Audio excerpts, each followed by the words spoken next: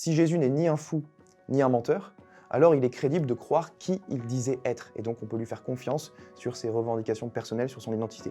Où il montre que cette cause incausée doit avoir en elle-même la raison de son existence, elle n'aurait pas pu ne pas exister, et donc elle est absolument transcendante à l'espace-temps et à la matière, elle est immatérielle, éternelle, non spatiale, dotée d'une puissance extraordinaire. Il est dit que l'Église est la colonne et le fondement de la vérité. Pour enseigner la vérité à travers les temps, pour qu'il y ait une seule et même doctrine, Jésus dit que tous soient un, donc pour qu'il y ait une unité dans l'Église, il faut forcément qu'il y ait une autorité, capable d'enseigner, de trancher le vrai du faux, quand il y a des querelles, des disputes. Mais je dirais qu'à la fois philosophiquement, historiquement et théologiquement, il y a de bonnes raisons de croire que Dieu existe, qu'il y a un Dieu créateur de l'univers, que Dieu s'est révélé en la personne de Jésus-Christ, et que Jésus a fondé l'Église, qui est l'Église catholique et qui subsiste jusqu'à aujourd'hui.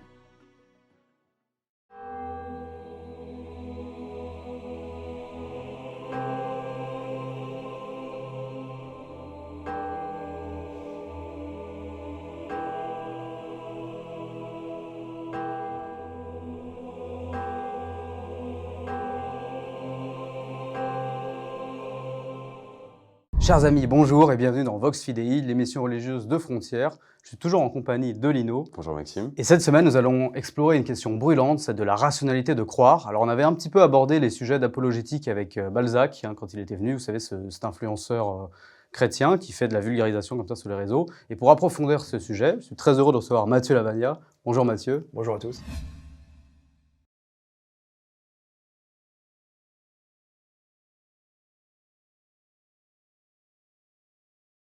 Bienvenue sur notre émission.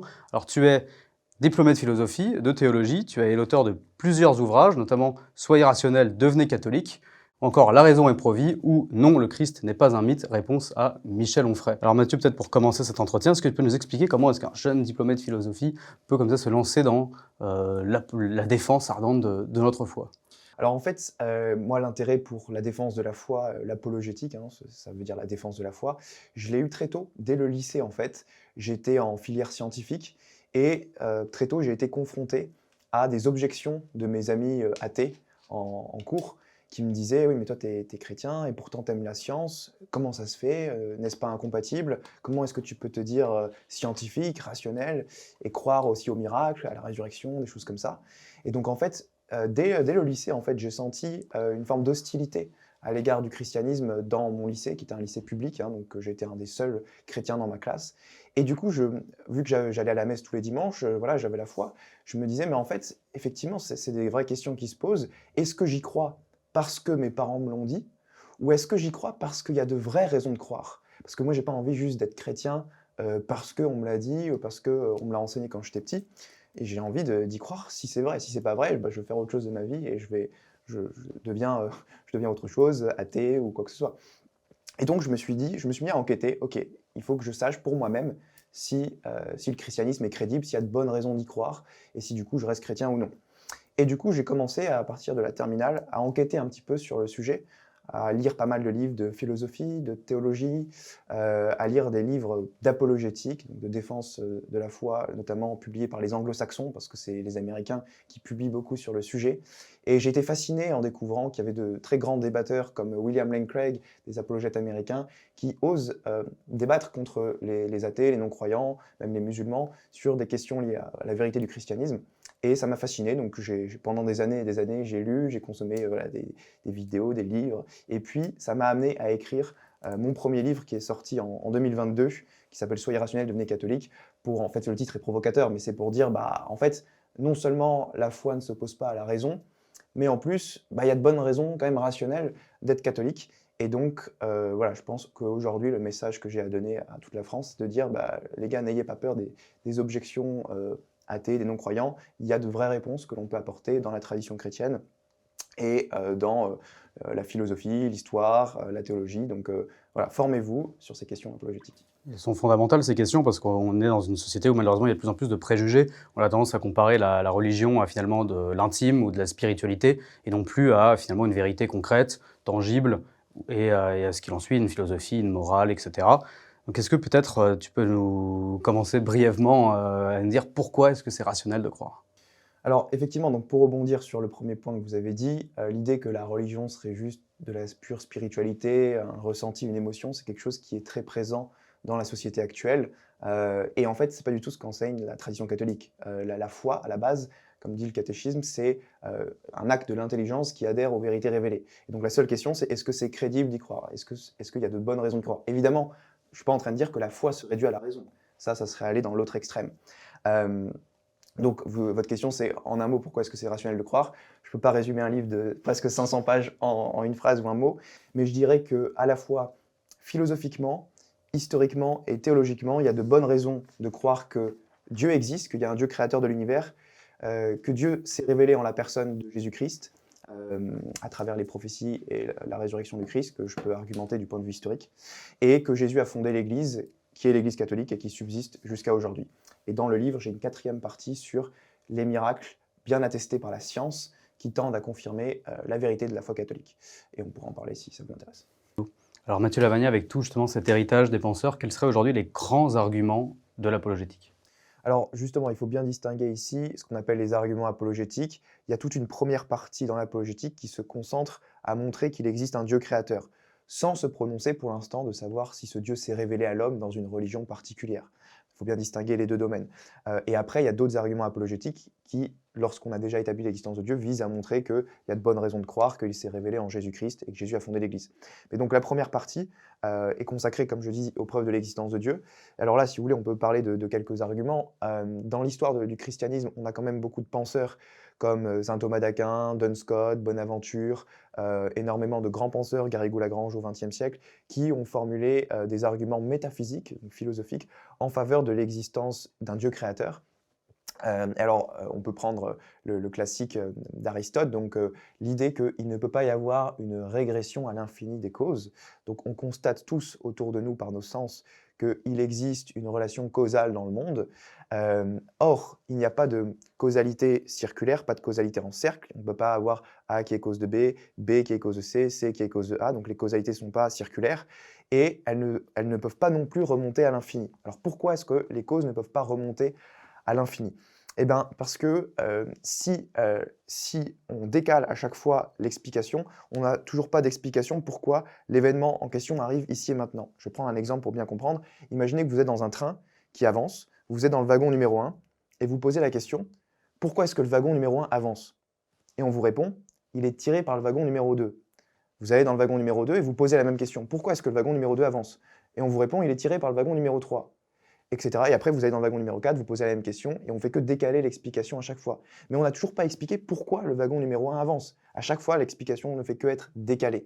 Et donc, pour mettre fin à cette régression vicieuse, il faut nécessairement postuler l'existence d'un premier moteur, donc en l'occurrence ici dans l'analogie c'est une locomotive, qui est à l'origine même du mouvement de l'ensemble du train. Donc une cause première incausée qui est à l'origine de la totalité de l'être, la totalité de l'existence. Et donc la question c'est quelle est cette cause incausée, quelle est sa nature? Et on peut montrer que cette cause incausée ne peut pas être contingente, qu'elle doit avoir en elle-même la raison de son existence, et ça saint Thomas d'Aquin le montre bien dans la Somme théologique, dans la première partie, la prima pars, où il montre que cette cause incausée doit avoir en elle-même la raison de son existence, elle n'aurait pas pu ne pas exister, et donc elle est absolument transcendante à l'espace-temps et à la matière, elle est immatérielle, éternelle, non spatiale, dotée d'une puissance extraordinaire, et puis elle est de nature libre et volontaire. Alors dans le livre, j'explique pourquoi est-ce qu'on peut tirer ces attributs de la cause incausée, je ne pourrais pas tous les développer ici, mais voilà en substance une version de l'argument cosmologique tel que défendu par saint Thomas d'Aquin, Aristote et d'autres penseurs par la suite. Et alors quel argument pour justement démontrer que Jésus-Christ est le Rédempteur et le Sauveur de notre monde? Alors ça, c'est une autre partie. Une fois qu'on admet, ça demanderait beaucoup plus d'argumentation, évidemment, il y a plein d'objections à ce que je viens de dire et que j'anticipe dans le livre, mais une fois qu'on admet l'existence d'un Dieu créateur, la question c'est d'aller un cran plus loin, c'est de se dire: est-ce qu'il y a de bonnes raisons de croire qu'il s'est révélé en la personne de Jésus-Christ? Alors pour ça, dans le livre, moi ce que je fais, c'est que j'ai un premier chapitre pour établir déjà qu'il y a bien eu un Jésus historique, n'en déplaise à certains comme Michel Onfray, qui rejette l'existence historique de Jésus. Ça, Oui, il parlait d'un simple symbole, il parlait vraiment d'une vision Mythe, très mythologique. voilà, C'est un mythologique. Jésus mythique, inventé complètement, et ça c'est une position qui n'est absolument pas du tout soutenue par le consensus universitaire, que les historiens, qu'ils soient chrétiens, athées, juifs, agnostiques, reconnaissent tous qu'il existe une personne nommée Jésus qui a vécu au 1er siècle en Palestine et qui est à l'origine du christianisme. Donc la question c'est, en fait, qui était Jésus? C'est ça la vraie question. Parce que certains disent, comme les musulmans, que Jésus était un prophète, certains athées disent que c'était un grand sage, les chrétiens disent que c'est Dieu fait homme. D'autres Donc, disent que c'est un fou. un fou, voilà. Alors la question c'est qui était-il? Alors d'abord il faut établir la fiabilité des évangiles, que les évangiles nous rapportent vraiment les paroles de Jésus. Donc j'ai tout un chapitre consacré à ça dans le livre, je ne pourrais pas y revenir en détail, mais en gros il y a beaucoup d'arguments pour penser que les évangiles ont été écrits très tôt, entre l'an 50 et 90, selon le consensus universitaire, qu'ils ont bien été écrits par des témoins oculaires ou des gens proches de ces témoins. Ça, il y a beaucoup d'historiens contemporains qui l'ont démontré de manière convaincante, notamment Richard Bauckham, Brown Petrie, qui ont écrit beaucoup de livres pour défendre la fiabilité des évangiles. Bref, je ne rentre pas dans tous ces détails, mais on a aussi beaucoup d'arguments archéologiques qui confirment l'historicité des évangiles, beaucoup de choses qui sont décrites dans les évangiles qui sont confirmées par l'archéologie à l'heure actuelle. Et donc, une fois qu'on a établi un peu cette fiabilité des évangiles, il faut se demander, ok, mais alors Jésus, du coup, il a eu un discours sur lui-même, qui peut-il être? C'est ça la vraie question. Et en fait, ce qu'on peut montrer historiquement, c'est que Jésus a prétendu, il a affirmé être de nature divine. D'accord? Il dit qu'il a existé de toute éternité, en Jean 17,5. Il dit qu'il reprend lui-même le nom de Dieu qui est utilisé dans l'Ancien Testament. Jésus, dans Jean 8, s'attribue l'expression « je suis », et l'expression « je suis », c'est celle qui est utilisée par Dieu lorsqu'il se révèle à Moïse au buisson ardent, dans Exode chapitre 3, verset 14. Et Jésus se l'applique à lui-même, donc il scandalisait les pharisiens en s'attribuant des noms divins. Il s'attribue la prérogative de pardonner les péchés. Or, ses opposants disaient « mais non, seul Dieu peut pardonner les péchés » dans Marc 2, et donc il voulait justement le lapider, le tuer à cause de ça, à cause du fait qu'il affirmait pouvoir pardonner les péchés. Et donc, à un moment, les Juifs disent « ce n'est point pour une bonne œuvre que nous te lapidons, mais pour un blasphème, parce que toi qui n'es qu'un homme, tu te fais Dieu. » D'accord? Ils disaient « toi qui n'es qu'un homme, tu te fais Dieu. » Donc les Juifs avaient bien compris que Jésus affirmait être de nature divine. D'ailleurs, dans Jean 13, il dit « vous m'appelez maître et seigneur, et vous faites bien, car je le suis. » Et quand Thomas se met à le diviniser, il tombe devant lui en lui disant « mon Seigneur et mon Dieu », Jésus ne le reprend pas en disant « ah mais Thomas, arrête de me diviniser ». Il accepte d'être divinisé par ses propres apôtres. Donc le fait d'accepter de pouvoir pardonner les péchés en son propre nom, de dire « je reviendrai à la fin des temps pour juger les vivants et les morts », tout ça c'est des prérogatives qui n'appartiennent qu'à Dieu. Et donc Jésus s'est attribué à lui-même des prérogatives qui n'appartiennent qu'à Dieu. La question c'est, est-ce que Jésus avait raison? Est-ce que Jésus avait raison lorsqu'il affirmait être de nature divine? Alors, il y a plusieurs possibilités. Si on dit que Jésus avait tort, soit il a voulu nous tromper, soit il s'est lui-même trompé sur sa propre identité. Bon, s'il a voulu nous tromper, ça voudrait dire que c'est un menteur. Je ne pense pas que c'est crédible de penser que Jésus était un menteur, parce que... Jusqu'à aller à sa passion. parce qu'il a accepté de subir les souffrances de sa passion et d'aller jusqu'à la mort pour ça. En général, on ne meurt pas pour quelque chose que l'on sait être faux. On peut mourir pour des choses fausses, mais on ne meurt pas pour des choses que l'on sait être fausses. Et donc le fait que Jésus ait accepté de souffrir une passion douloureuse suivie de la crucifixion, ça montre qu'il était sincèrement convaincu et qu'il est allé jusqu'au bout. S'il mentait, au bout d'un moment, il aurait craqué en disant « non mais les gars, arrêtez de me torturer, j'ai jamais prétendu être Dieu, ils ont mal compris ». Jamais il fait ça. Donc je ne pense pas que Jésus est un menteur crédible. D'ailleurs, ça contredirait tout l'enseignement moral qu'il a tenu pendant 3 ans auprès de ses apôtres. Donc si Jésus n'a pas voulu nous tromper, si ce n'est pas un menteur, il reste l'autre option, il était fou, parce que le gars, il affirme être de nature divine, et il ne l'est pas. Donc pour ça, il faut avoir un désordre mental. D'accord? Si j'arrive devant vous demain et je vous dis j'ai existé de toute éternité, il faut me préférer moi à votre propre famille, vos propres enfants, il faut accepter de tout quitter pour me suivre, et j'existais avant que le monde fût, des choses comme ça, et je m'attribue les noms divins, j'affirme que je viendrai vous juger à la fin des temps, que je viendrai juger les vivants et les morts, normalement vous allez dire que je suis fou. Or, il est détenteur d'une certaine sagesse. Or, Jésus est quelqu'un qui est universellement reconnu comme étant un grand sage. Même dans la foule, les gens disaient « jamais un homme n'a parlé comme cet homme ». Donc, universellement, tout le monde reconnaît que Jésus est un grand sage. Et ces paraboles le montrent. Jésus a prononcé des paroles dont la sagesse n'est plus à approuver. Rendez à César ce qui est à César et à Dieu ce qui est à Dieu. Que celui qui n'a jamais péché jette la première pierre. Les paraboles de l'enfant prodigue, tout ça c'est magnifique. Et on a du mal à s'imaginer qu'un fou ou qu'un déséquilibré mental ait pu prononcer de telles magnifiques paroles. Et donc Jésus n'est pas un fou crédible, parce que la sagesse est intrinsèquement incompatible avec la folie. On ne peut pas être sage et fou simultanément. Donc si Jésus n'est ni un fou, ni un menteur, alors il est crédible de croire qui il disait être. Et donc on peut lui faire confiance sur ses revendications personnelles, sur son identité. Mais à mon avis, ce qui confirme davantage les prétentions divines de Jésus, c'est la résurrection. Parce qu'en gros, si la résurrection n'a pas eu lieu, alors le christianisme est faux et ça ne sert à rien d'être chrétien. C'est ce que dit saint Paul, si la résurrection n'a pas eu lieu, notre foi est vaine. Au contraire, si la résurrection a eu lieu, si Jésus est vraiment ressuscité des morts, alors ça veut dire que le christianisme est vrai et que ça confirme les prétentions divines de Jésus à son propre égard. Donc la question qu'il faut trancher du point de vue historique, c'est est-ce que Jésus est vraiment ressuscité? Et dans le livre, j'essaye de montrer que sans avoir la foi, on peut juste regarder les données historiques et en conclure que c'est plausible de conclure que Jésus est ressuscité, parce qu'il y a des faits qui sont reconnus par la majorité des historiens, indépendamment de leurs convictions religieuses, qui sont les suivants. Premièrement, Jésus est mort sur la croix. Ça, c'est reconnu par tout le monde. Pourtant, il y a quand même des objections liées à cela, puisque par exemple, le culte islamique considère que Jésus n'a jamais été crucifié. Oui, alors ça, les musulmans qui disent que Jésus n'est pas crucifié, ça vient de effectivement la sourate 4, verset 157, qui nous dit « Ils ne l'ont ni tué ni crucifié, cela n'était qu'un faux semblant ». Le problème, c'est que le Coran arrive 600 ans après, et quand on regarde toutes les sources unanimes du 1er siècle, que ce soit des sources chrétiennes ou non chrétiennes, chez Tacite, chez Flavius Joseph, chez les premiers non-chrétiens, tout le monde est d'accord pour le dire que Jésus a été crucifié. C'est dans Tacite, Annales 1544, pour ceux qui veulent la référence. Jésus a été crucifié sous Ponce Pilate, donc même les non-chrétiens le reconnaissent. Donc le fait que Jésus est mort sur la croix, en fait, ça c'est pas débattable, tous les spécialistes sont unanimes là-dessus aujourd'hui. Donc il n'y a que les musulmans qui arrivent 600 ans après et qui disent que ça n'a pas eu lieu. Donc qu'est-ce qu'il faut mieux croire? Les sources unanimes du 1er siècle, les plus proches de Jésus, ou un livre qui arrive 600 ans après et qui contredit le consensus historique unanime. Donc voilà, la crucifixion et la mort de Jésus sur la croix, c'est quelque chose dont on ne peut pas douter du point de vue historique. Après, les autres faits historiques, c'est que son corps a été enseveli dans un tombeau, que ce tombeau a été retrouvé vide 3 jours plus tard par un groupe de femmes, et que suite à cela, les disciples ont dit avoir eu des apparitions de Jésus ressuscité et qu'ils ont été prêts à mourir martyrs pour cela, qu'ils ont été prêts à subir la persécution pour aller dans les rues de Jérusalem et dire « Jésus est ressuscité, convertissez-vous ». Donc en fait, ça c'est des faits historiques. On constate historiquement qu'il y a eu un basculement radical chez les apôtres qui sont passés du désespoir le plus total à un enthousiasme missionnaire au péril de leur vie. Donc du point de vue historique, la question c'est comment est-ce qu'on explique ce basculement radical?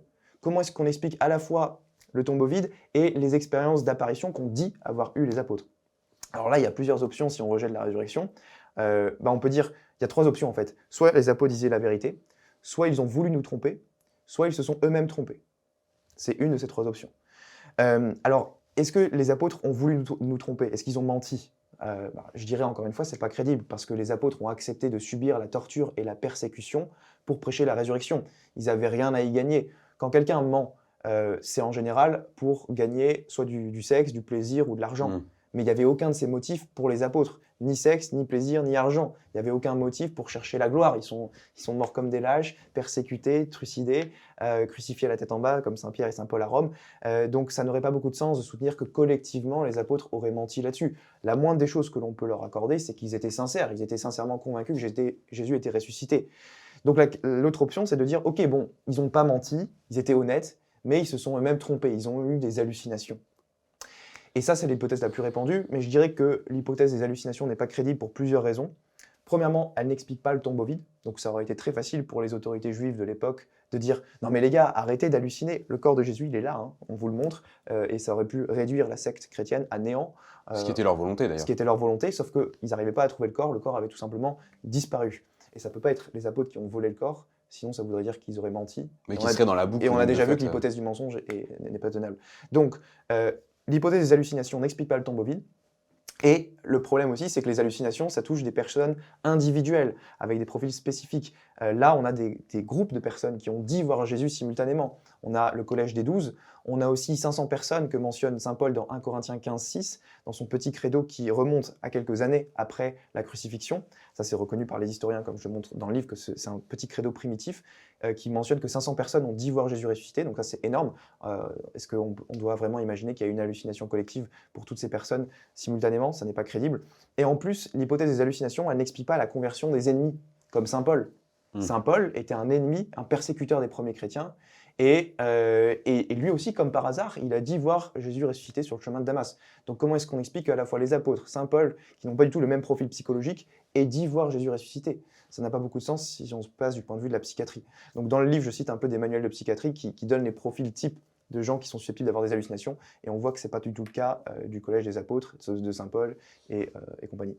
Donc au final, si les apôtres n'ont pas menti, qu'ils n'ont pas halluciné, ça veut dire qu'ils ont vraiment vu quelqu'un, et ce quelqu'un, c'est celui qu'ils ont côtoyé pendant 3 ans, Jésus ressuscité. Donc à mon avis, du point de vue historique, c'est crédible de croire que Jésus est ressuscité. Encore une fois, j'aimerais rappeler pour nos auditeurs, puisque évidemment porter cette parole, ça leur a valu eh bien, des condamnations, évidemment déjà intellectuelles, mais surtout physiques. J'aimerais rappeler le sort des différents apôtres. Alors Pierre a été forcément crucifié la tête en bas à Rome, comme vous le disiez. André a été crucifié sur une croix. Jacques le majeur a été décapité par le glaive. Jacques le mineur a été lapidé. Enfin, en fait, on a une liste. Tous les apôtres en fait, ont été quasiment, sauf, il me semble, Saint Jean.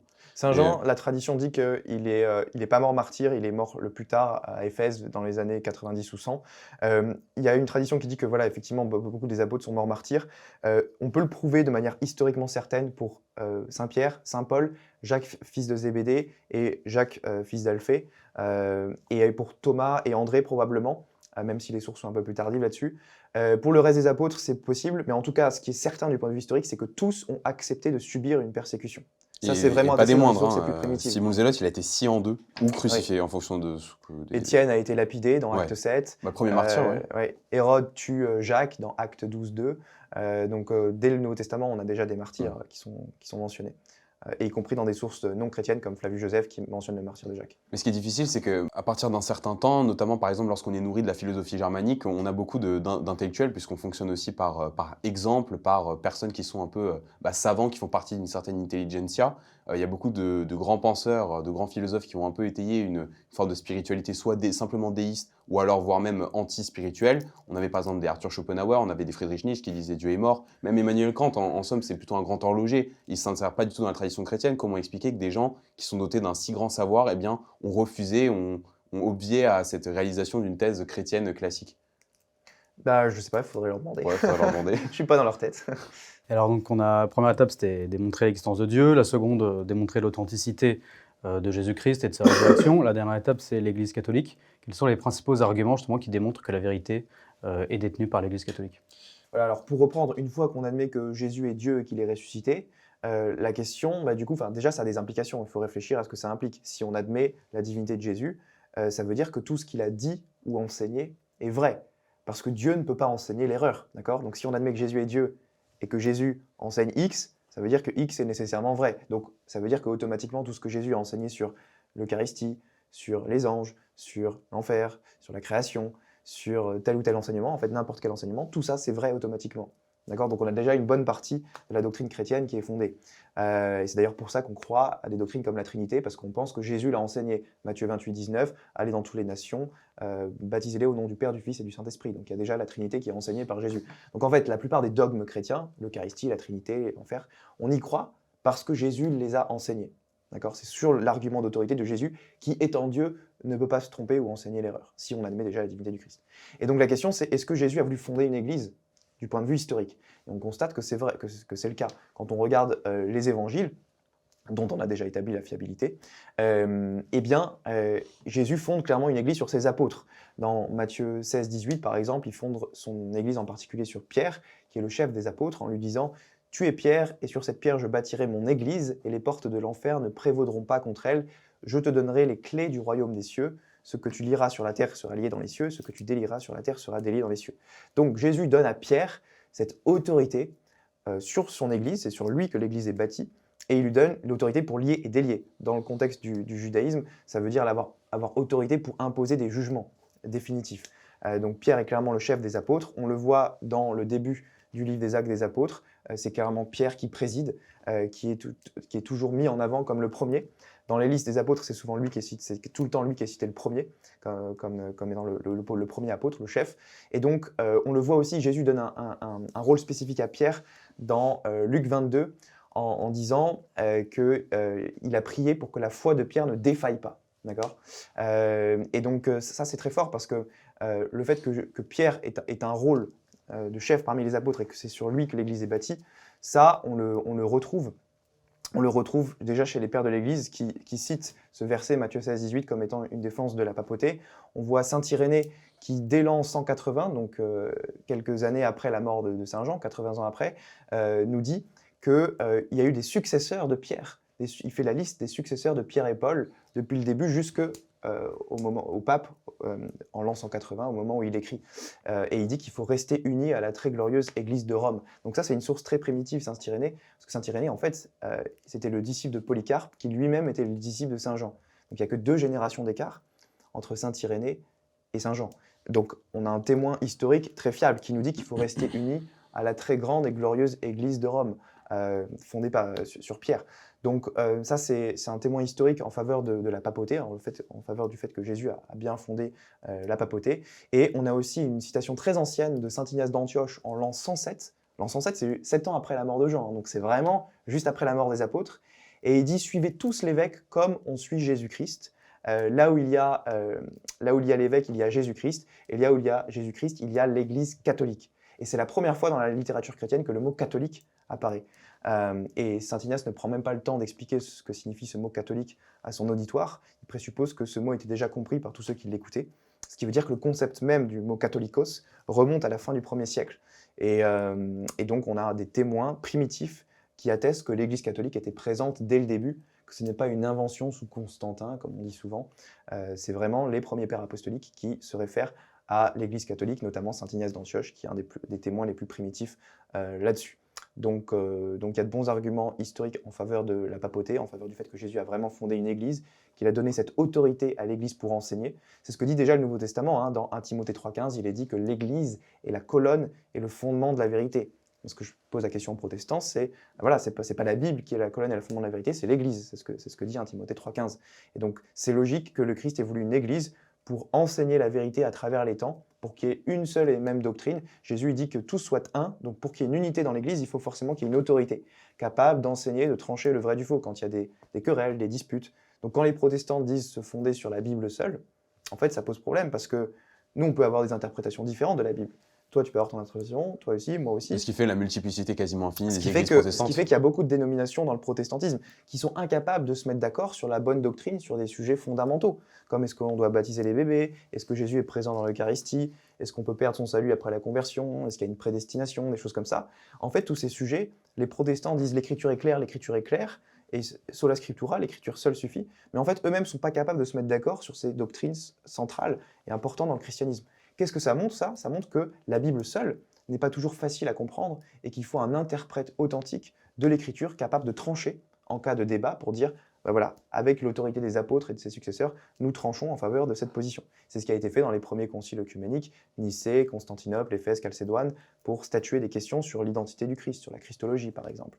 Et donc le problème du protestantisme, c'est qu'au final, c'est mon libre examen qui interprète la Bible à ma guise, et si je ne suis pas d'accord avec ce que dit l'Église, je rejette et je me fonde sur mon interprétation de l'Écriture. Et on voit les conséquences, ça crée une multiplicité de dénominations différentes, et ça s'oppose à l'unité que le Christ a voulu pour son Église.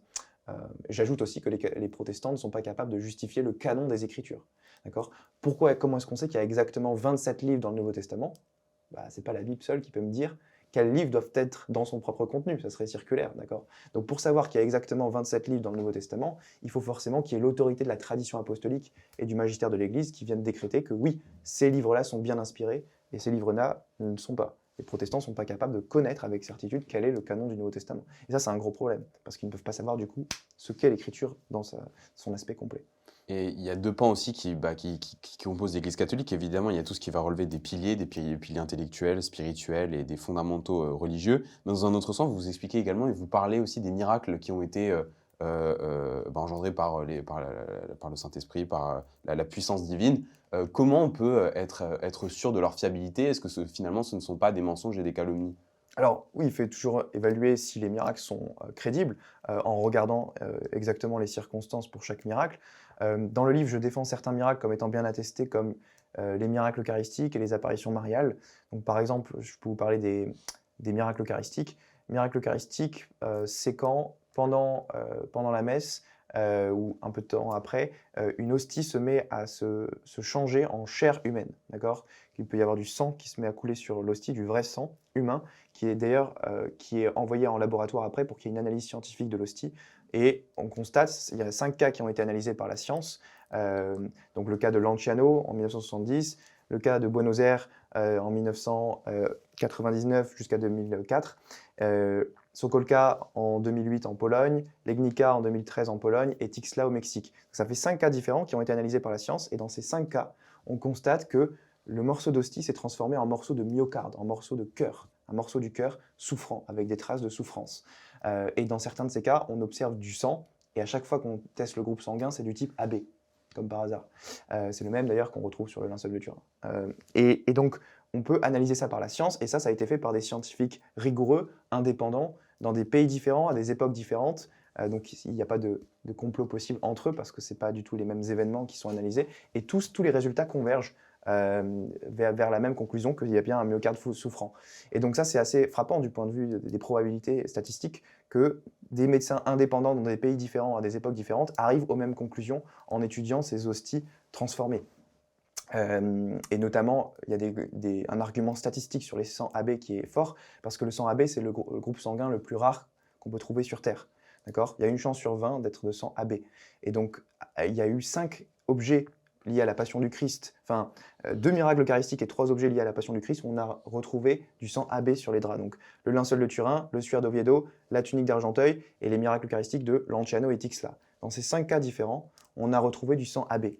Sauf que si la probabilité d'être de sang AB, c'est de 1 chance sur 20, la probabilité qu'on obtienne 5 fois d'affilée du sang AB sur des échantillons indépendants, c'est 1 chance sur 20, le tout à la puissance 5. Ça fait 1 chance sur 3 200 000. C'est quand même très improbable. Et tout ça, c'est fait par des scientifiques indépendants, différents, et pour certains d'entre eux, en aveugle, donc sans savoir ce qu'ils étudient. Par exemple, à Tixla, le médecin qui a étudié l'hostie ne savait pas que ça provenait d'une hostie consacrée. D'accord ? Donc bref. Ça, c'est quand même des improbabilités statistiques qui sont très très dures à expliquer du point de vue de l'athéisme. Donc ça, c'est pour les miracles eucharistiques.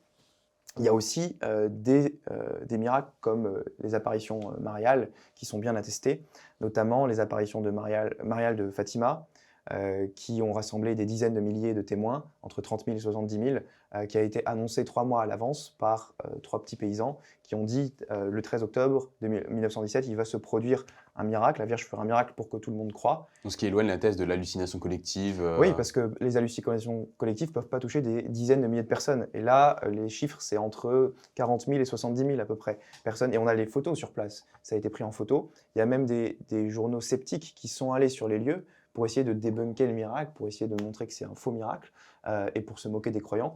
Et le lendemain, ils publient dans la presse qu'effectivement, ils ont vu aussi le miracle. Et donc même le journal sceptique O Século, le lendemain, a reconnu qu'il y avait un événement extraordinaire qui s'était passé à Fatima. Et tout ça, ça a été prédit 3 mois à l'avance par des pauvres petits-enfants entre 8 et 12 ans. Donc c'est quand même assez fort et très difficile à expliquer du point de vue athée, parce qu'effectivement, l'hypothèse des hallucinations collectives ne peut pas toucher autant de personnes avec un profil psychologique très différent. Ce n'est pas juste des chrétiens fervents qu'il y avait là-bas, c'était aussi des sceptiques, des agnostiques.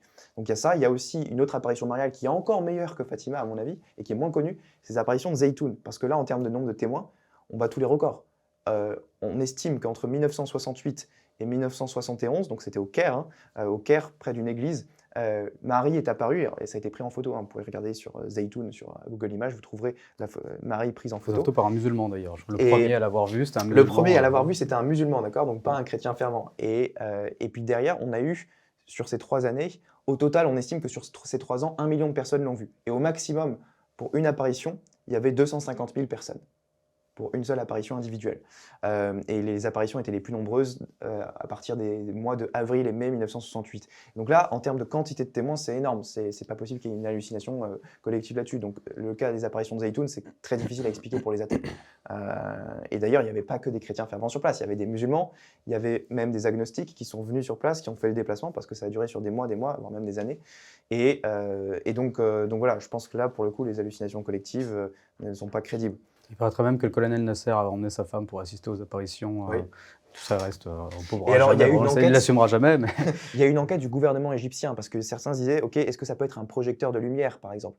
Ce qu'ils ont fait, c'est qu'ils ont coupé l'électricité dans les 15 km aux alentours du point d'apparition, coupure d'électricité générale, et la lumière de la Vierge Marie apparaissait toujours. Donc ça ne pouvait pas être un projecteur qui avait projeté cette image sur le toit de l'église. Donc il y a eu vraiment une enquête de la police égyptienne sur place qui voulait essayer de réfuter le miracle, et ils n'ont pas trouvé d'explication.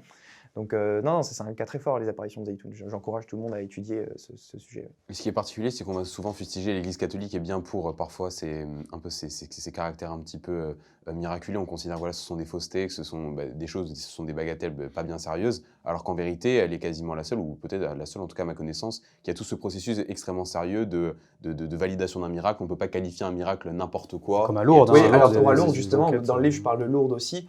Ils sont très très rigoureux parce qu'il y a eu 7200, 7300 dossiers de guérison déposés à Lourdes, donc des gens qui disent j'ai été vraiment guéri et qui ont déposé leur dossier. Derrière, c'est analysé par le comité consultatif des médecins de Lourdes, qui sont plusieurs dizaines de médecins qui sont présents à l'année sur les lieux et qui étudient les dossiers. Et derrière, ils envoient ça à l'église et parfois l'évêque choisit de les reconnaître ou non.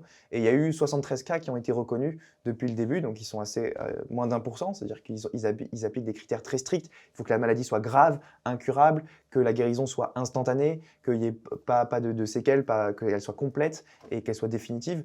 Et il y a vraiment des cas très impressionnants à Lourdes, parce que certains disent oui, mais pour des raisons psychologiques, il y a l'effet placebo, les choses comme ça. Sauf qu'il y a des choses qui ne peuvent pas s'expliquer que par l'effet placebo ou par des considérations purement psychologiques. Par exemple, quand vous avez un enfant qui est aveugle de naissance et qui retrouve subitement la vue, c'est pas l'effet placebo ou la disposition mentale au phénomène religieux qui a créé ça dans son cerveau. Pareil, quand vous avez Pierre de Ruder qui a eu sa jambe qui était broyée, qui a eu la jambe cassée, ses os séparés de 3 cm suite à un arbre qui lui est tombé dessus, et qui après 8 ans, avec des béquilles, arrive devant la grotte de Lourdes, qui prie et qui a ses os qui se soudent, qui se collent, qui se remettent ensemble alors qu'ils étaient séparés de 3 cm, ça ne peut pas être explicable par la psychologie ou par des choses comme ça.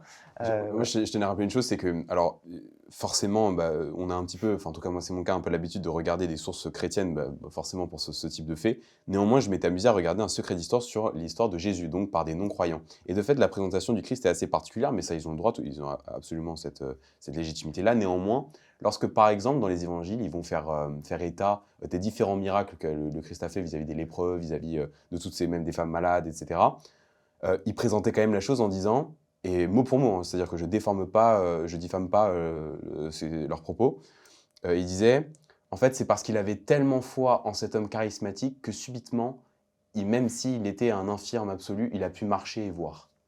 C'est-à-dire qu'en fait, le pouvoir placebo a cette capacité de bouleverser absolument la composition corporelle et chimique de leur corps pour faire en sorte qu'ils soient à nouveau, qu'ils ne soient plus infirmes. Oui, mais ça c'est faux. Médicalement, c'est sûr que c'est faux parce que l'effet placebo, les considérations d'ordre purement psychologique ne peuvent pas faire en sorte qu'un os pété, séparé de 3 cm, se remette à se souder et se recoller quasiment instantanément. Ça n'est pas possible, c'est physiquement impossible, même par la psychologie, de faire ça. Il y a plein de miracles à Lourdes qui sont...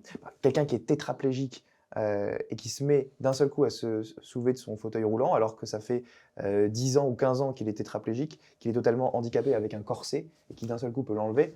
Notamment le cas récent de Bernadette Morio. Elle n'était pas tétraplégique, mais elle avait un corset qui l'a bloqué totalement. Ça ne peut pas s'expliquer par l'effet placebo. Et c'est pour ça qu'à Lourdes, ils font attention, ils ne prennent pas en compte les maladies qui peuvent avoir des explications d'ordre psychologique. Ils prennent toujours des maladies organiques, lésionnelles, fondées sur des critères biologiques, comme le cas de Pierre de Ruder. Je veux dire, un os pété séparé de 3 cm qui se recolle. Voilà, on ne fait pas état de simplement un état, par exemple, de névrose, et en fait, in fine, après ce passage à Lourdes, eh bien, il y a un côté où, en fait, voilà, on est un peu réégayé, on a un petit peu ce désir ardent de vivre. On est vraiment sur des cas extrêmement concrets et assez extrêmes dans lesquels il y a une incapacité effective de résolution de ce problème, si ce n'est miracle, quoi. Et les aveugles de naissance, pareil, c'est pas l'effet placebo qui peut expliquer comment la rétine d'un seul coup peut arriver à y avoir. Enfin, Ça paraît fou. Et alors, peut-être pour rentrer dans la seconde partie de cette émission, on a tendance à voir aujourd'hui dans notre époque une immense opposition entre la science, la rationalité et la foi. On le voit bien avec tous les arguments qu'on a pu développer, que finalement cette foi elle est tangible, elle est concrète, elle s'appuie sur un historique et sur des arguments concrets. On l'a vu par exemple là aussi avec le cas de Lourdes, que finalement les autorités religieuses travaillent avec des scientifiques pour justement garantir l'authenticité des miracles. C'est aussi le cas, par exemple, pour les prêtres exorcistes qui travaillent avec des psychiatres pour vérifier l'authenticité justement des cas de possession et non pas de maladie mentale. Donc pourquoi est-ce qu'aujourd'hui on a cette tendance à opposer la science à la religion et à vouloir la sortir même complètement de nos sociétés? Parce que je pense qu'on est à une époque qui a tendance à tomber dans le scientisme. Donc le scientisme, c'est de dire que toutes nos connaissances doivent être strictement d'ordre scientifique. En gros, il n'existe pas de connaissances en dehors de ce que la science physico-mathématique est capable de démontrer. Et ça, en fait, c'est un présupposé épistémologique de nos sociétés européennes qui est faux à mon avis. Parce que déjà, l'affirmation tout ce qui doit être considéré comme vrai doit être scientifiquement démontré, cette affirmation elle-même n'est pas scientifiquement démontrée. Donc elle implique sa propre fausseté. D'accord. Donc déjà, il y a une autocontradiction. Et puis je pense qu'il y a aussi des connaissances sur le monde réel qu'on a qui ne sont pas strictement d'ordre scientifique. Nos connaissances sur les vérités morales, par exemple. Le fait qu'il était objectivement mal pour Staline d'envoyer les gens au goulag, ou objectivement mal pour Ben Laden de faire péter les tours jumelles. Ça, c'est des vérités. Les vérités morales sont des vérités, mais elles ne sont pas démontrables scientifiquement. Ce n'est pas la science physico-mathématique qui va arriver à démontrer l'immoralité de tel ou tel acte. D'accord. Donc, on peut pas. Si on réduit nos connaissances à ce que la science physico-mathématique est capable de démontrer, alors on doit rejeter toutes nos vérités morales, nos connaissances morales, qui ne sont pas démontrables scientifiquement, nos connaissances esthétiques sur la notion de beau, parce que le beau n'est pas démontrable scientifiquement. Et puis la science elle-même présuppose certains principes métaphysiques comme le principe de causalité, le principe de raison suffisante, qui en eux-mêmes ne sont pas démontrables scientifiquement. Donc les prémices pour faire de la bonne science, entre guillemets, ne sont pas eux-mêmes scientifiquement démontrables. Donc je pense qu'il y a des problèmes avec ce scientisme de bas étage. Non, la connaissance humaine n'est pas réductible à ce que la science physico-mathématique est capable de démontrer. Oui, c'est vrai que ce qui est particulier, notamment moi, la première fois où j'avais un petit peu fait état de cette vision de la morale, où en fait, sans pouvoir divin eh bien, qui va régir cela, eh bien, ça ne fait pas sens. Dans les Essais de Montaigne, il y a un peu ce rapport-là avec les cannibales, enfin, du chapitre qui parle justement de ce rapport au cannibalisme. En fait, il y a un peu ce rapport où qu'est-ce qui fait, en fait, état, pour quelles raisons les cannibales seraient en fait des gens mauvais? Qu'est-ce qui va qualifier, qu'est-ce qui va faire, qui va incarner ce caractère mauvais, répréhensible? En fait, ça ne fait pas sens. Et in fine, le bien, le beau, toute cette vision subjective, elle ne peut pas s'incarner par une autorité simplement humaine qui décréterait voilà, ce qui est bien ou pas. En fait, soit il y a une autorité supérieure qui peut régir cela, et dans ce cas précis, on a des précisions assez fermes et dogmatiques sur ce qui est beau ou pas, bien ou non, ou alors on n'en a pas. Mais l'un des deux, ou prétendre qu'il y en ait, quand bien même il n'y a pas d'incarnation ou d'autorité pour la régir, ça ne fait pas sens en fait. Et alors justement, ces sujets moraux et tout, on le voit au concret dans la société. Moi, il y a un exemple qui me frappe à chaque fois, c'est les sujets de bioéthique, où finalement la morale est complètement mise de côté parce qu'on a accepté que c'était devenu moral. Et finalement, même le regard chrétien est complètement mis de côté parce que voilà, on va vous dire, votre spiritualité, c'est vous, c'est votre vie propre. Ce que vous pensez de l'âme, du fœtus, en fait, ça vous regarde. Mais je prends donc l'exemple de l'avortement, mais au final, donc, on retire concrètement la rationalité aussi de s'opposer à ce genre de choses. Vous avez créé donc un livre sur pourquoi justement il est rationnel d'être pro-vie. Vous pouvez revenir sur aussi ces différents arguments et sur pourquoi il faut protéger la vie. Oui, alors moi, dans le livre, j'essaye d'argumenter sur une base purement scientifique et philosophique pour ne pas montrer pour montrer qu'il n'y a pas besoin forcément d'être catho pour s'opposer à l'avortement. D'ailleurs, dans le livre, je cite des athées qui sont opposés à l'avortement. Parce qu'en fait, la question de l'avortement, il faut déterminer quelle est l'identité du fœtus. Si le fœtus est un amas de cellules ou que c'est pas un être humain, alors moi, j'ai aucun problème avec ce que l'avortement soit légal. Hein. Si le fœtus n'est pas un être humain, il y a aucun problème avec la légalité de l'avortement. En revanche, si le fœtus est un être humain et que tous les êtres humains ont le même droit à la vie, alors ça veut dire que l'avortement implique de tuer délibérément un être humain innocent. Et moi, je pense que c'est immoral de tuer délibérément un être humain innocent. Donc la question, voilà, est-ce que du point de vue biologique, on peut montrer que le fœtus est un être humain? Et donc, il faut poser la question, quand est-ce que commence d'exister la vie humaine? Et dans le livre, je cite énormément de manuels d'embryologie, donc les spécialistes en sciences sur le commencement de la vie humaine, qui nous disent que dès le moment de la conception, un organisme humain génétiquement distinct commence d'exister et est créé dans le ventre de la mère, qui continuera à se développer peu à peu jusqu'à la naissance. Et donc, tout le monde est d'accord pour dire qu'à partir de la formation du zygote, il existe un organisme humain individuel avec son propre patrimoine génétique, ses propres gènes, et que nous avons bien affaire à un organisme humain génétiquement distinct. Donc du point de vue biologique, il s'agit bien d'un être humain, et d'ailleurs, même Peter Singer, David Bonin, qui sont des philosophes pro-avortement, qui défendent l'avortement dans leurs écrits, reconnaissent en fait ces faits biologiques, et ils disent oui, du point de vue purement biologique, on peut tout à fait constater les faits. à savoir que dès la conception, nous avons affaire à un organisme humain génétiquement distinct, un être humain.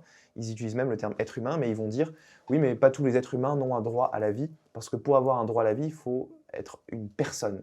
Ils font la distinction entre les êtres humains et les personnes. Et ils vont dire seules les personnes ont un droit à la vie, il ne suffit pas d'être un être humain pour avoir un droit à la vie. Et du coup, dans le livre, je tente de répondre à Peter Singer et à d'autres philosophes pro-avortement qui définissent du coup le concept de personne d'une manière plus ou moins variable, hein. Peter Singer définit la personne comme un sujet étant capable d'avoir conscience de lui-même. Et le problème de ça, c'est que ça implique la moralité aussi de l'infanticide, parce que les nouveau-nés ne sont pas conscients d'eux-mêmes. Moi, j'ai une petite fille récemment, à 1 mois de naissance, ou à 2 semaines, elle n'est pas consciente d'elle-même, parce que la conscience de soi, c'est la capacité à se considérer comme un sujet existant. C'est capable de se dire que oui, j'existe en tant que comme personne identifiée. Et en fait, les petits-enfants, les nouveau-nés ne sont pas conscients eux-mêmes de leur propre existence. Ils ne peuvent pas se reconnaître dans le miroir, par exemple.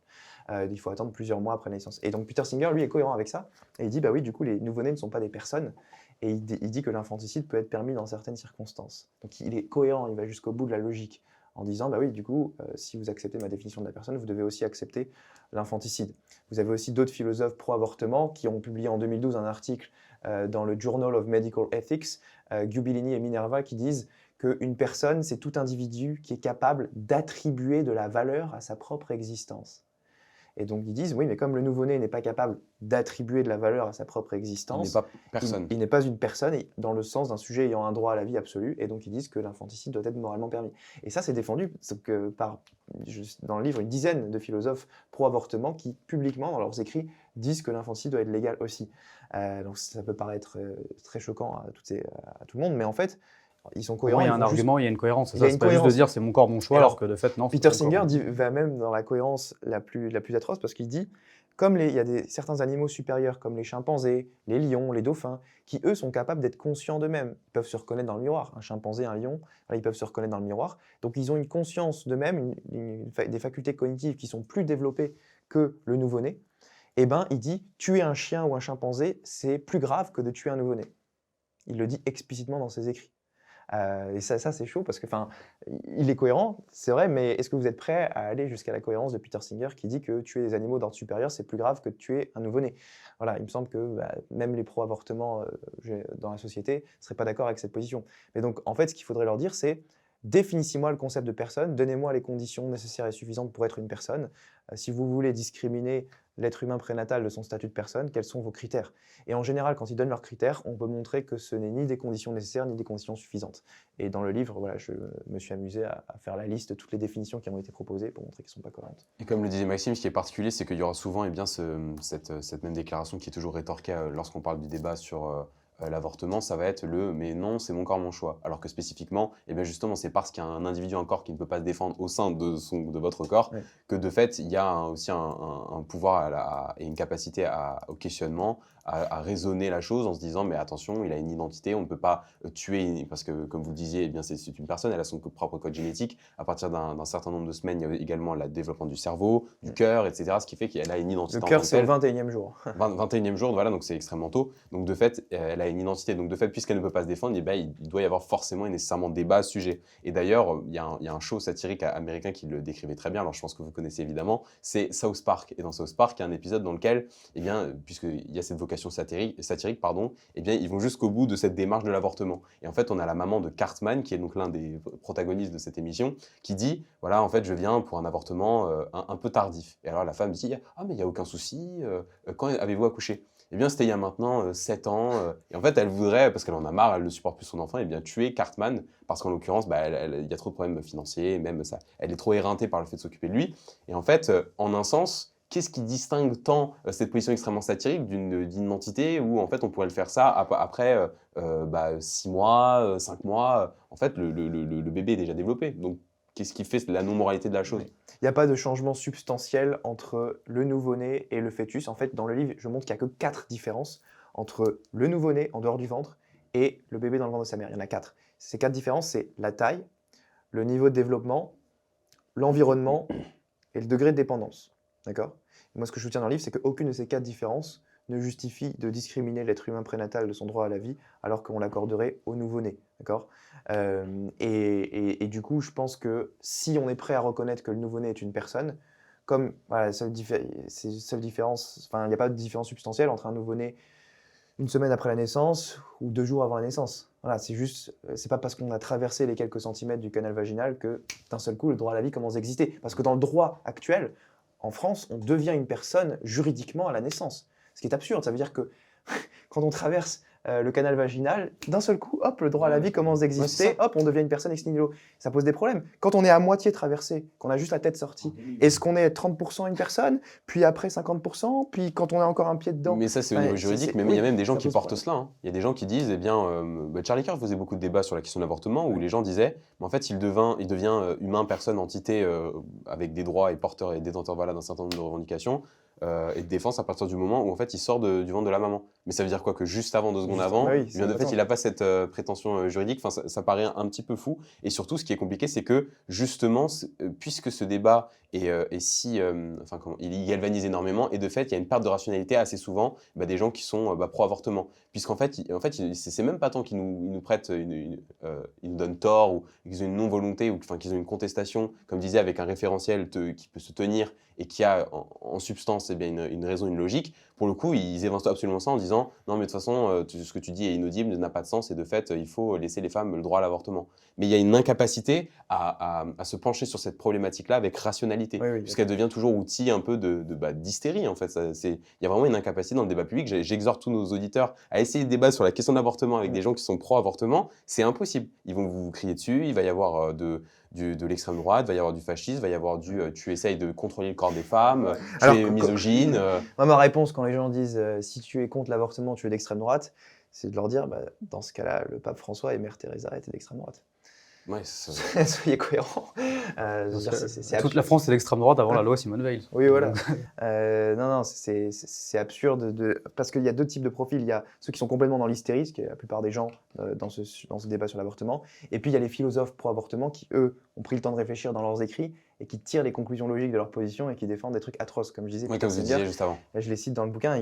Vraiment, il y a des phrases atroces. Mais donc, soit on est dans la cohérence intellectuelle, mais dans l'atrocité et dans l'inhumanité, soit on est dans l'hystérie, donc l'incapacité de réfléchir, de dire mon corps, mon choix, pas d'utérus, pas d'avis, les choses comme ça. T'es un homme blanc, hétéro cisgenre, tu peux pas te prononcer sur ce qui se passe dans mon utérus, mais pas de réflexion sur le statut moral de l'être humain prénatal, pas de réflexion sur qu'est-ce qu'une personne, quelles sont les conditions nécessaires et suffisantes pour avoir un droit à la vie. Non, ça c'est trop de rationalité, ça leur plaît pas. Et surtout qu'il y a une logique extrêmement vindicative, puisque comme j'imagine que ça vous a pas échappé, mais ce qui s'est passé outre-Atlantique avec l'assassinat de Charlie Kirk, en vérité, ce qui lui était surtout reproché par ce truchement de oui, l'extrême droite, en vérité, c'est surtout ses positions contre l'avortement. Puisque du coup, il y avait un rapport en disant qu'en fait, ce n'était pas un humain qui ne méritait pas de vivre, puisqu'il avait des propos résolument contre le droit des femmes, contre leur liberté, etc. Sauf que si leur liberté, forcément, elle insinue bien la mise à mort d'un quelqu'un d'une personne qui est détenteur d'un patrimoine et d'une identité en tant que telle humaine, de fait, ça pose problème. Et j'espère qu'on peut encore le dire et le déclarer. Alors justement, Mathieu Lavagna, comment on portait en fait notre voix chrétienne et comment convaincre comme ça dans une société où il y a de plus en plus d'hystérie et de déni en fait face à la réalité? Spécifiquement par rapport à l'avortement? En général, l'avortement est le parfait exemple exactement, oui. de l'euthanasie et de tas d'autres sujets de société. C'est compliqué, ça dépend des personnes. Je pense en général, il faut toujours repartir de la réalité et du bon sens. Donc typiquement, on le voit dans le débat sur la théorie du genre et sur la transidentité. Et parfois, il y a une perte de sens totale de ce qu'est le réalisme anthropologique, de ce qu'est un homme, de ce qu'est une femme. Et de leur dire, mais vous êtes incapable de définir ces concepts. Vous n'êtes pas capable de définir les concepts hommes et femmes. Il y a eu un très bon documentaire de Matt Walsh sur le sujet qui s'appelle What is a Woman? Et en fait, il va dans les universités américaines woke et progressistes en posant une question très simple, très basique. Qu'est-ce qu'une femme? Définissez-moi ce que c'est une femme. Et en général, ce que répondent les gens quand je pose cette question, c'est une femme, c'est toute personne qui s'identifie comme étant une femme. Sauf que ça, c'est une définition purement circulaire, parce qu'on ne peut pas définir X et retrouver X dans la définition. Donc dire une femme, c'est toute personne qui s'identifie comme étant une femme, on n'a rien défini du tout. C'est une définition purement circulaire. Et donc, une définition circulaire est vide de sens. Et donc, si ce concept est vide de sens, ben, il ne peut pas être pris pour une insulte. Si on me dit que je suis une femme et que le concept de femme ne peut pas être défini, ça n'a plus aucun sens. Donc l'incapacité des partisans de la théorie du genre à définir des mots aussi simples que homme et femme, ça montre qu'ils ne peuvent pas avoir une vision du monde cohérente là-dessus. Donc je pense, enfin j'espère que la population française a encore un minimum de réalisme à ce sujet pour comprendre que ben, oui, si soi-même on n'est pas capable de définir des concepts aussi basiques, c'est que peut-être que notre vision du monde n'est plus ancrée dans la réalité, mais dans un fantasme purement idéologique. Et ce qui est compliqué, c'est que dans un logiciel cartésien, eh bien, lorsque on a la volonté de déduire si quelque chose est vrai ou faux, eh bien, il y a le rapport à l'expérience. Déjà, il y a la rationalité, il y a même le rapport empirique à l'expérience. Ce qui est compliqué lorsqu'on fait face à ce type de fait de dénomination de homme ou femme par ressenti, c'est qu'en fait, personne ne peut décrire mieux que nous si nous sommes homme ou femme. C'est-à-dire que par exemple, imaginons, bah, demain, encore une fois, désolé Maxime, à chaque fois que je te fais ça, Oh mais là là. je retue Maxime, parce que j'avais déjà pris cette Ces analogie la semaines, dernière fois. il m'arrive des Eh bien, en choses. fait, si maintenant je vais être incarcéré dans les prisons féminines et parce que bah, moi je me revendique femme, Oui. pour quel motif, pour quelle raison je ne pourrais pas y aller puisque je me revendique comme tel.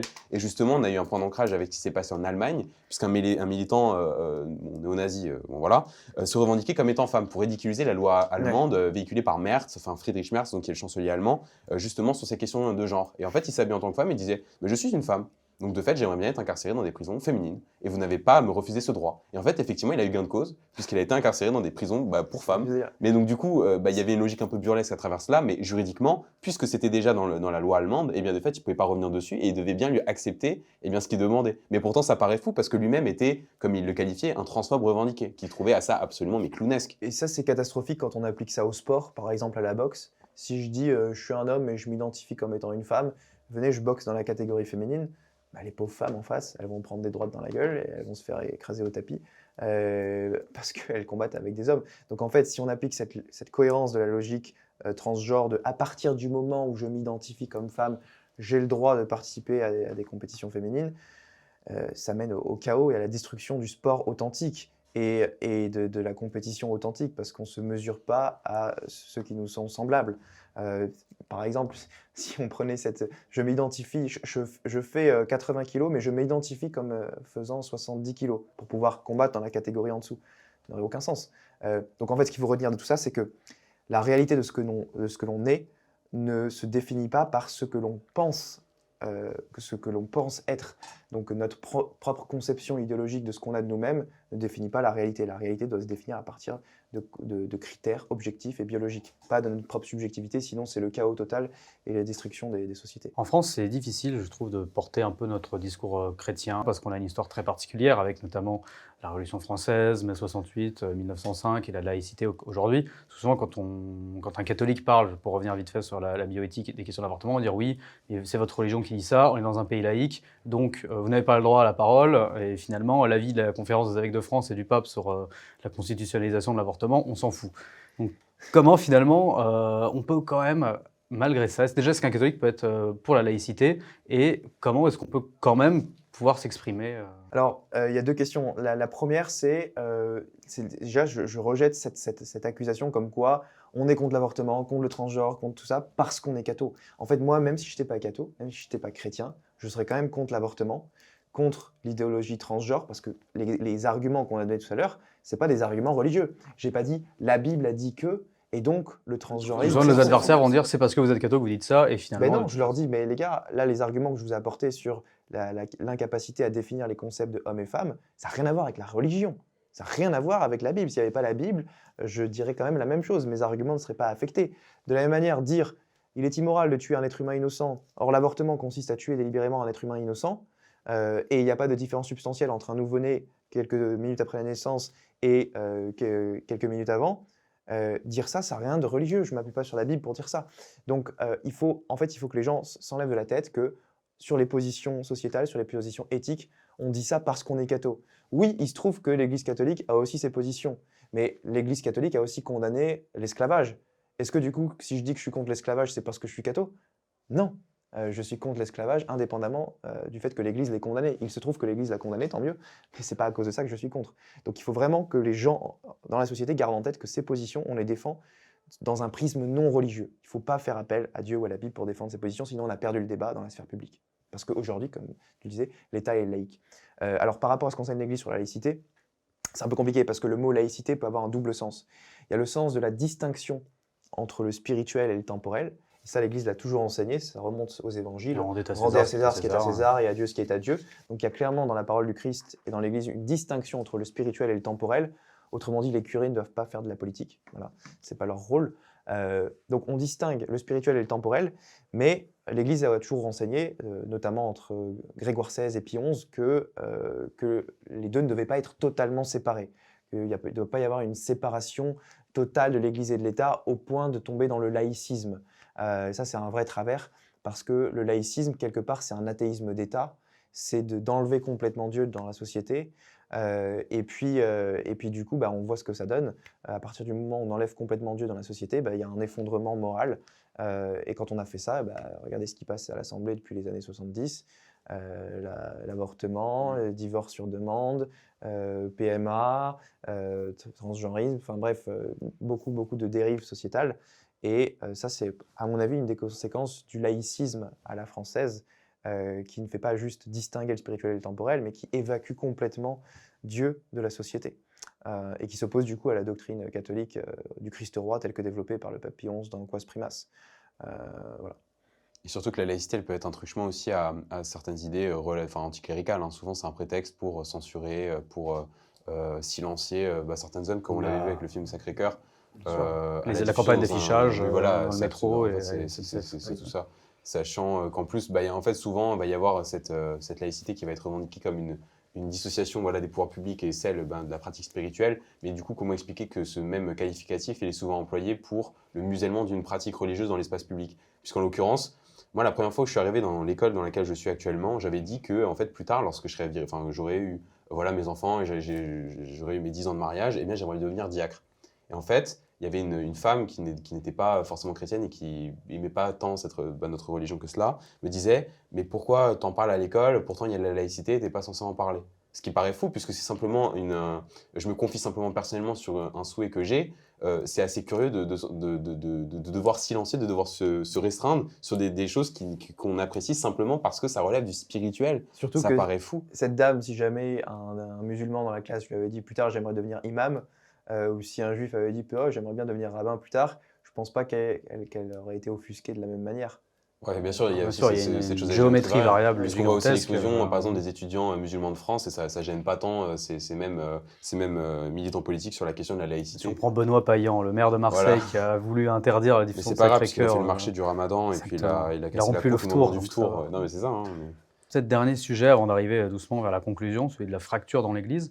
Est-ce que vous trouvez, Mathieu Lavagnac, que l'Église justement enseigne tous les arguments sur lesquels on a pu revenir, à la fois d'apologétique, sur le pourquoi croire, et à la fois sur sa mise en application dans tous les enjeux sociétaux? Alors, elle l'enseigne dans son magistère. Là-dessus, j'ai un article très détaillé qui s'appelle « Ce qu'enseigne vraiment l'Église sur l'apologétique », où je cite tous les documents du magistère sur la possibilité, par exemple, de prouver l'existence de Dieu, de montrer l'origine divine de la religion chrétienne. C'est même rappelé dans le catéchisme actuel, au numéro 31, qu'on peut prouver l'existence de Dieu, et dans le catéchisme aussi, que la révélation contient des preuves extérieures à la révélation, enfin qu'il y a des preuves extérieures à la révélation qui sont fondées sur les prophéties, les miracles, etc. Donc le catéchisme ici se réfère au Concile Vatican I dans la Constitution Dei Filius. Et donc, oui, l'Église l'enseigne très clairement, la légitimité de l'apologétique. Ça, c'est très clair. C'est repris dans le catéchisme actuel. Et le pape Pie XII en a beaucoup parlé dans l'encyclique Humani Generis, qui est qui a des passages très détaillés en faveur de l'apologétique.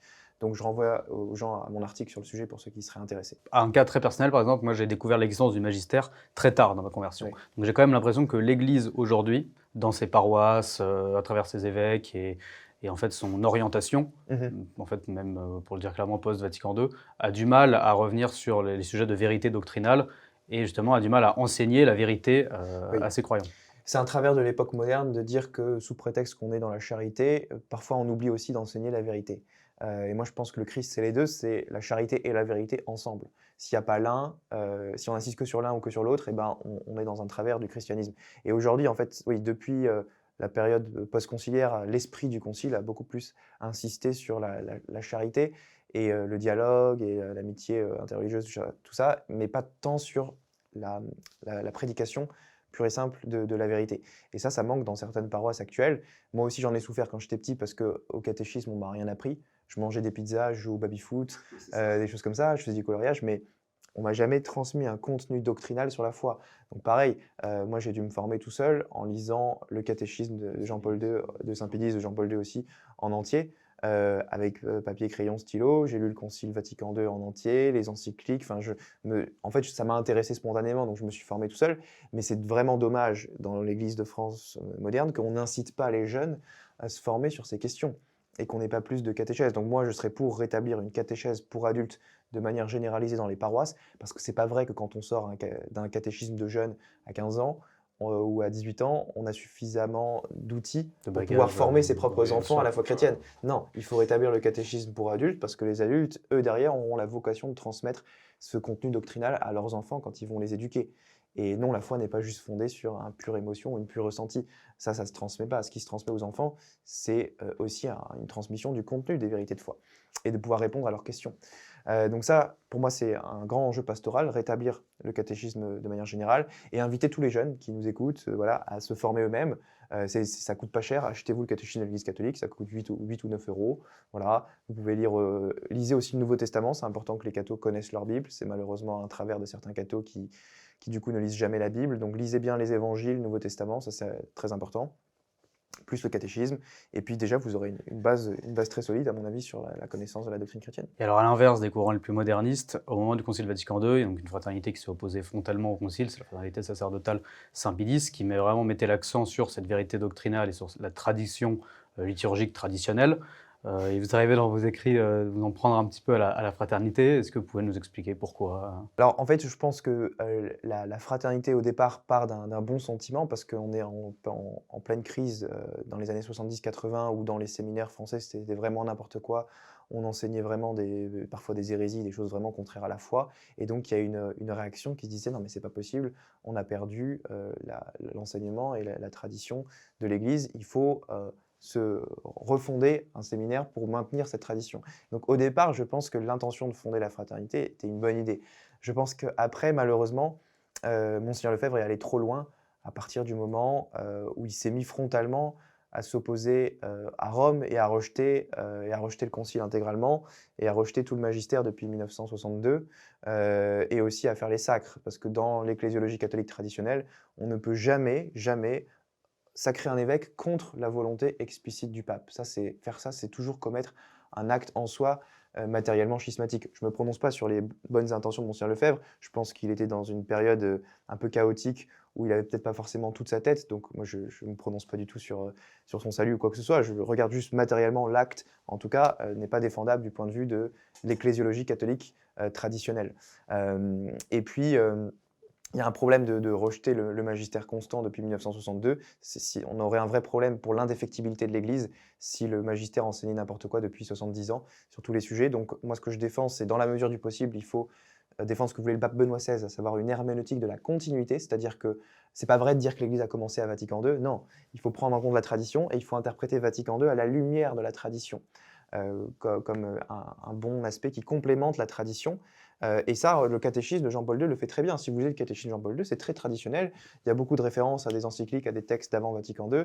Et donc, voilà, c'est faux. Et moi, je suis le premier à dire aux modernistes, non, l'Église n'a pas commencé d'exister au Concile, les gars. Le Concile de Trente est valable, le Vatican I est valable. Lisez ces conciles, lisez ces documents. Voilà. Donc, il y a deux travers à éviter. Le travers de l'ultra-progressisme qui rejette la tradition et le travers de l'ultra-traditionnalisme qui voudrait dire que, en gros, l'enseignement du magistère s'arrête à la mort de Pie XII et que derrière, tout est à jeter. Non, on ne peut pas soutenir ça en tant que catholique parce qu'il y a quand même une assistance continuelle du Saint-Esprit dans le magistère ordinaire de l'Église. Et donc, on ne peut pas soutenir que l'Église enseigne habituellement l'erreur depuis 70 ans. Voilà, donc ce que je dirais là-dessus, et même sur la liturgie, la Frate Saint-Pédis a des positions très radicales sur la Nouvelle Messe, par exemple, dans le petit catéchisme de la Nouvelle Messe qui est publié sur leur site, La Porte Latine, ils disent que assister activement à une Nouvelle Messe, c'est commettre un péché mortel, si c'est fait avec plein consentement et connaissance. Et ça, c'est très grave, parce que ça voudrait dire que l'Église pourrait promulguer un rite liturgique qui, en soi, est intrinsèquement mauvais, intrinsèquement illicite, et que si on y participe, ça nous fait commettre un péché mortel. C'est très grave. Parce que ça voudrait dire que l'Église pourrait promulguer un rite qui mène ses propres fidèles vers l'enfer. Ça ça mène à nier l'indéfectibilité de l'Église en matière liturgique. Donc on a le droit de préférer la messe de Saint Pie V à la messe de Paul VI, à dire qu'objectivement, peut-être qu'elle représente mieux le caractère propitiatoire du sacrifice, et préférer y assister, ça, j'ai aucun problème avec ça.